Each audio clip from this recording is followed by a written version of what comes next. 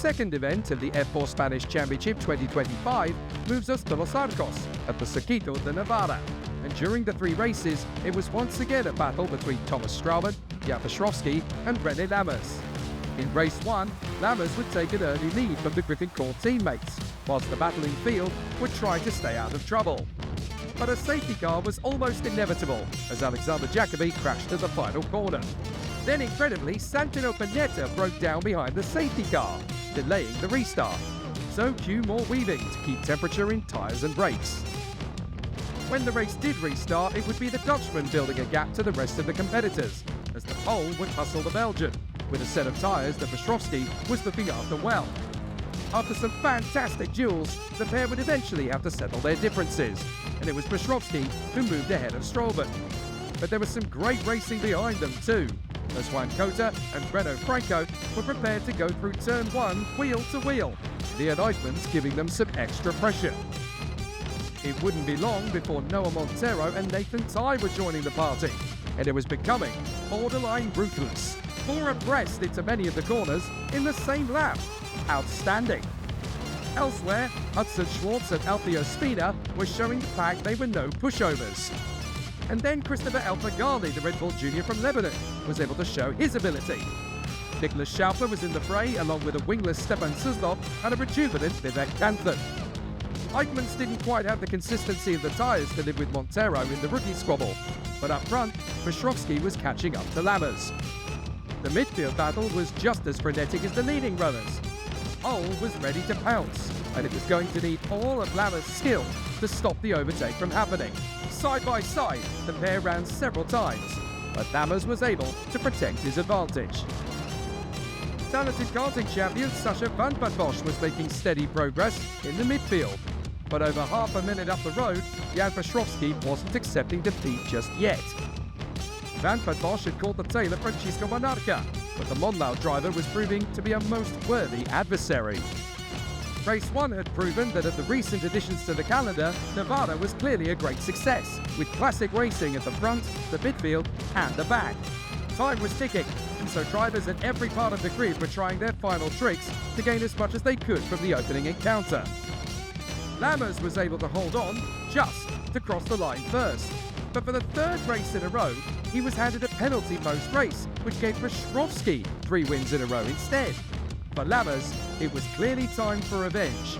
He was the moral victor, but there was business still to do. Race 2, and Lammers would have to fight from the 2nd row of the grid to make an impression. It took him seconds to get into 2nd place, chasing after the leader Strauven. Nathan Ty and Hudson Schwartz were pushing their luck, and Francisco Monarca had already run out of it. Clearly a man on a mission, Lammers then surged ahead of Strauven to take an incredible lead. Lorenzo Campos decided it was time to exit stage left. The Red Bull Juniors were on the case, Schaufler versus Elfaghani almost holding each other up in the process of progress. The long main straight definitely encouraged slipstreaming and great overtaking duels, both in the midfield and in the top 5. Ean Eyckmans was trying his best to get back there, having had plenty of promise coming into the weekend. But Vivek Kanthan was proving to be a tough obstacle to get around. Down the back straight, Eyckmans locked up. It was a chance for Miguel Costa to dive in on Nathan Ty. The British driver pirouetted around. Hudson Schwartz took the advantage to move ahead, and now Ean Eyckmans would have to drive the rest of the race with a broken rear wing. Traction would be treacherous. Down the back straight, and Lammers still held his nerve ahead of Strauven and Przrowski, whilst the battles behind were getting more and more intense by the lap. Eyckmans was proving to be a bit of a roadblock for the chasing pack. Strauven was now trying to perfect the move that Przrowski hadn't quite managed in yesterday's first race. Could he be the one to get ahead of René Lammers? It was certainly now a 3-man brawl, with Juan Cota a long way behind. New boy Caden Higgins was getting into the wars with Victor Dobzhansky. But an opportunity had given Miguel Costa a 2nd win. Now he was determined to make his impact on the race. Gino Trappa and Mathis Reiber were playing chicken into turn 1. Whilst elsewhere, contact meant that Miguel Costa had a broken front wheel and would spin out of the race. Joe Lee and Santino Panetta were having a much better race than they had the previous day. And as the top 3 approached the checkered flag, they weren't the only ones having a better race too. Alexander Jacobi was dueling with his new rival, Stefan Suslov, and neither driver was giving each other an ounce more space than they needed to. Despite being 5 minutes shorter in duration than race 1, tyre degradation was becoming a real problem in the second encounter, with several drivers having to take old tyres into race 2 to be ready for a fresh set in race 3. So grip levels were a 20-bit sketchy, as Junior Trapper found out the hard way. Lammers went into the last lap, exit stage left for Strauven's rear wing panel. The last lap would be a nightmare trying to keep his teammate Jan Przrowski off his tail.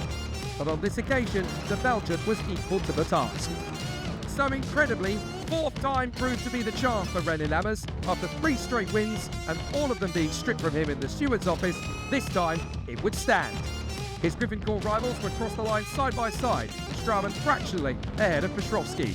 And there were now 2 points between the top 3 drivers in the standings. Incredibly, none of the trio were on the front row of the grid for the final race of the weekend. Jan Przrowski on pole from Ean Eyckmans, and it was the latter, the rookie, who got into the lead ahead of René Lammers. This time there was a little bit more flotsam and jetsam on the first lap, as drivers were keen to bow out of Navarra on a high note. Not that everybody's cars would come home in one piece. It was becoming too hot to handle, and Noah Montero and Nathan Ty ended their rivalry with 2 collisions. They spun in front of the road, leaving Nacho Tunion, Mathis Reiber and Alfio Spina with nowhere to go. They all retired with damage sustained in the incident. It was chaos, and the safety car would have to come out again. Ean Eyckmans was now in new territory as a race leader behind the safety car in F4. On the restart, the concertina effect spat several drivers out of line, including Stepan Suslov, who dropped to the back. It was certain that the third and final race of the weekend would be fast and furious, nothing short of a brawl. Andrei Petrovic was now putting Jan Przrowski under some pressure, a great way for his weekend to finish with some seriously good manoeuvres. Unfortunately, his late braking manoeuvres did him no favours, and they ran wide, allowing Thomas Strauven the chance to sneak up into third. A costly error for the youngster, but he wanted to make up for lost time. He stuck it round the outside of Jan Przrowski, and into turn 9, he had the line. Unfortunately, the damage was done, the time was lost, and the podium was already gone.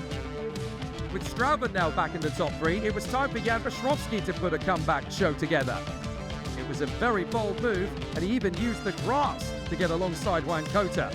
The job, however, was nicely done. It had turned out to be a frustrating weekend for Hudson Schwartz. Points were on offer, but certainly not podiums as they had been at Aragon. The Red Bull Juniors were trying not to hit each other, and it was a very close call for Schaufler and El Fagali, whilst the retirements list was growing in the background. Vivek Kanthan was now having to deal with Nicholas Schaufler, who was becoming quite feisty. Ean Eyckmans had now lost the lead to René Lammers, and it was Thomas Strauven's turn to move up into second place. Kanthan wasn't quite as successful dealing with the Red Bull young guns. But not everybody was battling for points. GRS were developing their new F4 lawnmower. Looks good. Strauven did everything he could to catch up to René Lammers, and despite one final shot on the last turn of the last lap, he couldn't quite overhaul the Dutchman. So it's 2 wins out of 3 for René Lammers this weekend, and now he leads the championship by 7 points, ahead of Strauven and Przrowski. The battle for the championship moves on to Portimao in the Algarve.